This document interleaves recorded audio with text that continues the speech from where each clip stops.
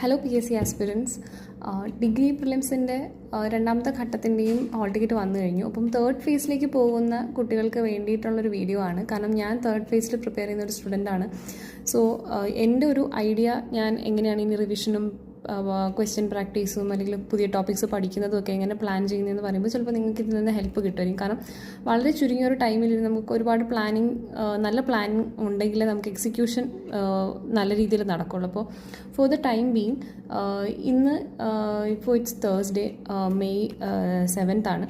അപ്പോൾ ഇനി ഞാൻ ഉദ്ദേശിക്കുന്നത് ഒരു 20th വരെയൊക്കെ ആകുമ്പോഴത്തേക്കും ഒരു 15 ഡേയ്സിനകത്ത് ഞാൻ കുറച്ച് GK പോർഷൻസിൽ ലാഗ് ചെയ്യുന്നുണ്ട്. അതൊക്കെ എനിക്കൊന്ന് കംപ്ലീറ്റ് ചെയ്യണം. മാത്സിൽ കുറച്ചുകൂടെ നല്ല പ്രാക്ടീസ് ഒക്കെ ഉണ്ടാവണം എന്നുള്ളൊരു രീതിയിലാണ് ഞാൻ ആക്ച്വലി ഇപ്പോൾ നിൽക്കുന്നത്. സോ ഫോർ ദിസ് ഞാനൊരു പ്ലാൻ ഉണ്ടാക്കിയിട്ടുണ്ട്. പക്ഷേ അതേസമയം എൻ്റെ റിവിഷൻ സ്ലോ ആകാൻ പാടില്ല, maths English MEM sessions slow ആകാൻ പാടില്ല. അപ്പോൾ അതിനുവേണ്ടി ഞാനൊരു പ്ലാൻ നോക്കിയിട്ടുണ്ട്.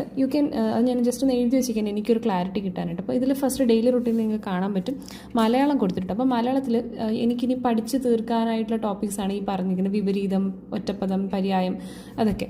അപ്പോൾ അത് ഡെയിലി ഒന്ന് റിവിഷൻ ചെയ്യുക. അതായത് ഇപ്പോൾ ഞാൻ കുറച്ചൊക്കെ ഈ നോട്ട്സൊക്കെ എഴുതിയൊക്കെ വെച്ചിട്ടുണ്ട്, അല്ലെങ്കിൽ സോഴ്സസ് ഒക്കെ ഉണ്ട്. അപ്പോൾ അതൊക്കെ ഞാൻ പെട്ടെന്നൊന്ന് വായിച്ചൊക്കെ എടുക്കുക. എല്ലാം ഒരുപാട് ടൈമൊന്നും എടുക്കില്ല, ചിലപ്പോൾ 5 മിനിറ്റ് ഒക്കെ വായിച്ചാൽ മതിയോ. മലയാളം നമുക്ക് വേർഡ്സ് അല്ലേ. അപ്പോൾ അങ്ങനെ ഒന്ന് പഠിച്ച് റിവിഷൻ ചെയ്യുക, ജസ്റ്റ് ഒന്ന് കുറച്ച് പുതിയ വേർഡ്സ് പഠിച്ചെടുക്കുക.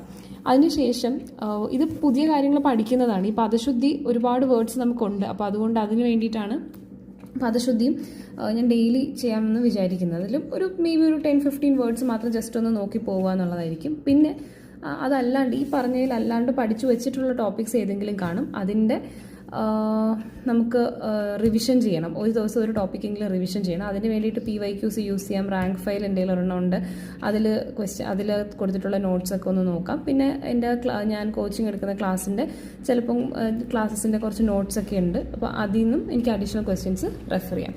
ഇനി ഇംഗ്ലീഷിൻ്റെ കാര്യം എടുത്തു കഴിഞ്ഞാൽ വൊക്കാബുലറി ഞാൻ കുറച്ച് ടൈമായിട്ടൊരു 10 വേർഡ്സൊക്കെ വെച്ചിട്ടൊക്കെ ഡെയിലി കുറച്ച് പഠിക്കാനൊക്കെ ശ്രമിക്കുന്നുണ്ട്. അപ്പോൾ അതിൽ തന്നെ നമുക്കറിയാം പകുതി ഗ്രാമറും പകുതി വൊക്കാബുമാണ്. അപ്പോൾ ആ വൊക്കാബുലറി തന്നെ ഒരുപാട് കളക്റ്റീവ് നൗൺസ്, ജെൻഡർ, സിംഗുലർ പ്ലൂറലൊക്കെ ഉണ്ട്. അപ്പോൾ അതിൻ്റെയൊക്കെ കുറേയൊക്കെ ഞാൻ പഠിച്ചു വെച്ചിട്ടുണ്ട്. അപ്പോൾ അതൊക്കെ ഒന്ന് റിവിഷൻ ചെയ്യണം. അത് എനിക്ക് മൂഡ് അനുസരിച്ച് എനിക്ക് കുറച്ചായിട്ട് ഓരോന്നായിട്ട് റിവിഷൻ ചെയ്യും ഡെയിലി. എന്നിട്ട് എൻ്റെ കയ്യിൽ SSCയുടെ ഒരു ബുക്കുണ്ട് ക്വസ്റ്റ്യൻസിൻ്റെ. അപ്പോൾ അവിടെ നിന്ന് ഒരു 10 ക്വസ്റ്റ്യൻസ് വൊക്കാബിൻ്റെ ജസ്റ്റ് ക്വസ്റ്റ്യൻ MCQs ഉണ്ട്. അപ്പോൾ അത് പ്രാക്ടീസ് ചെയ്യാം. പിന്നെ ഒരു ഗ്രാമർ ടോപ്പിക്ക് പഠിക്കാം. ഓൾസോ ഇവിടെ ഞാൻ എഴുതിയിട്ടില്ല, പക്ഷേ ഇവിടെ വൊക്കാബുലറി എൻഹാൻസ് ചെയ്യാനായിട്ട് ഞാൻ റൂട്ട് വേർഡ്സ് വെച്ചിട്ട് കുറച്ച് വേർഡ്സ് കൊണ്ട് ഡെയിലി പഠിച്ചുകൊണ്ടിരിക്കും. റിവിഷനും ചെയ്യും, പുതിയത് പഠിക്കുകയും ചെയ്യും. ഇതാണ് മലയാളം ഇംഗ്ലീഷ്. ഇനി മാത്സ് GK എന്താണെന്നുള്ളത് ഞാൻ അടുത്ത വീഡിയോയിൽ പറയാം.